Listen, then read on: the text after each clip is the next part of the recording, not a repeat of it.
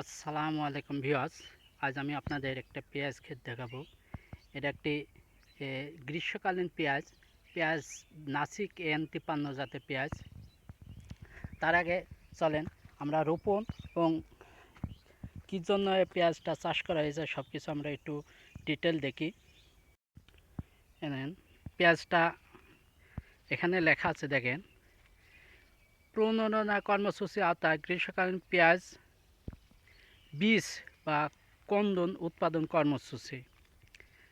জাতের নাম নাসিক N53, জমির পরিমাণ 20%, প্রদর্শনী স্থাপনের তারিখ 17/2/2026। এই 17 ফেব্রুয়ারি মাসের 17 তারিখে এই পেঁয়াজটা বপন করা হয়েছে, মানে বীজ বোনা হয়েছে। কৃষকের নাম মোহাম্মদ কামরুজ্জামান, বড় বয়লা, হাট বয়লা, ইউনিয়ন ভাঙবেড়া। উপ সহকারী কৃষি কর্মকর্তার নাম মোহাম্মদ খাদেমুজ্জামান বাসার। এটা চুয়াডাঙ্গা জেলা, আলমডাঙ্গা উপজেলার।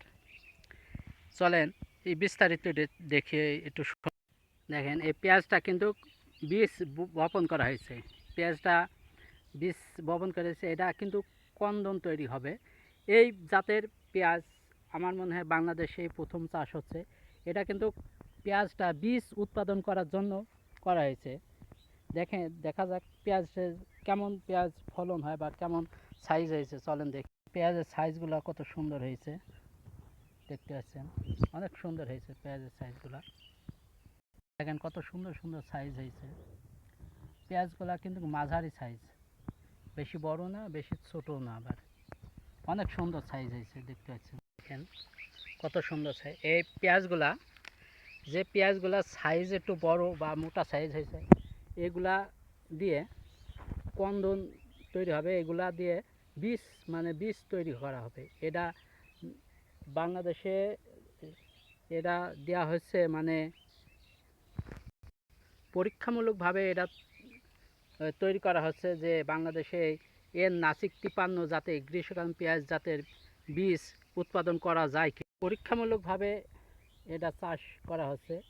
এই দেখতে পাচ্ছেন এই যে যে পেঁয়াজগুলো মোটা মোটা সাইজ হচ্ছে, বড় বড় সাইজগুলা, এগুলা দিয়ে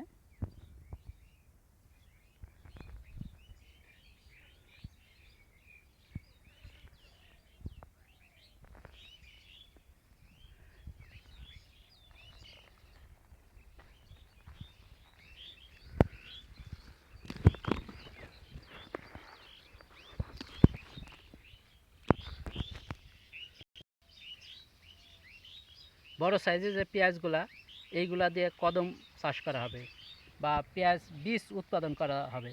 বীজ উৎপাদন করার জন্য বড় বড় সাইজগুলা রাখাবে। আর এগুলো তো এক সাইজের পেঁয়াজ না, যেগুলো ছোট হবে এগুলা মুড়ি কাটা পেঁয়াজ হিসাবে চাষ করা হবে।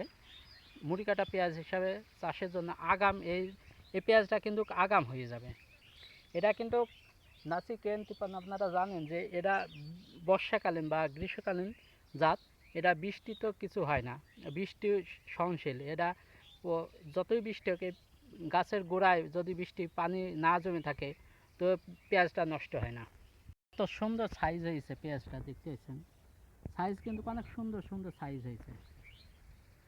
পেঁয়াজটার ভিতরে একটু আগাছা আছে, কারণ পেঁয়াজ তোলা উপযুক্ত হয়ে গেছে। ঈদের পরই পেঁয়াজগুলা তোলা হবে, উত্তোলন করা হবে। এগুলা উত্তোলন করে রেখে দেওয়া বা সংরক্ষণ করি। এটা আপনারা যদি মনে করেন যে হয়তো পেঁয়াজটা আগে ভিডিও করে রাখার পরে মনে হচ্ছে এখন ভিডিওটা ছাড়ছে, না না। আজকে 20শে মে, রোজ বুধবার 2026।